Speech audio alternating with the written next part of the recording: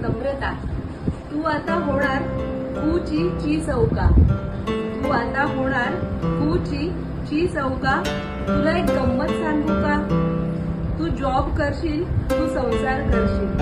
तू job करशील, तू संसार करशील. कधी वर्क फ्रॉम होम असेल तर कधी कॅबने जाशील. कधी हौसेनं सागर संगीत स्वयंपाक करशील. कधी पार्सल मागवशील तर कधी नुसती खिचडीच टाकशील. कधी कुलदेवतेला जाशील, कधी फॉरेन फिरशील. घरी सणासुदीत दिवस घालवशील, कधी माहेर वाशीण बनून मिरवशील.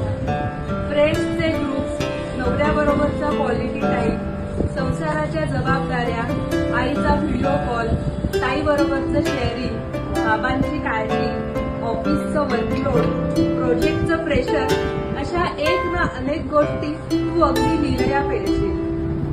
एका क्लिकवर हवं ते हजर करणारा जणू अल्लाउद्दीनचा दिवाच आज तुझ्या हातात आहे. तू स्वतंत्र, स्वाभिमानी, उच्च विद्याविभूषित, जबाबदार तरुणी आहेस. नवनवीन क्षितिजं तुला पुरवत आहेत. तुझ्या इच्छा तू पूर्ण करशीलच, पण हे सगळं करत असताना स्वतःच्या तब्येतीची हेळसांड मात्र करू नकोस. भरगतचा दिवसातला काही वेळ फक्त स्वतःसाठी राखून ठेव. मन आणि शरीर स्वास्थ्य टिकवण्याची पूर्ण जबाबदारी तुझी तुलाच पार पाडायची आहे.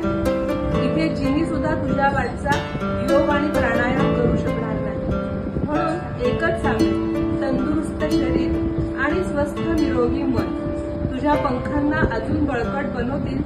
तुझ्या भरारीच्या कक्षा रुंदावतील. मग हे सारं जग तुझंच आहे.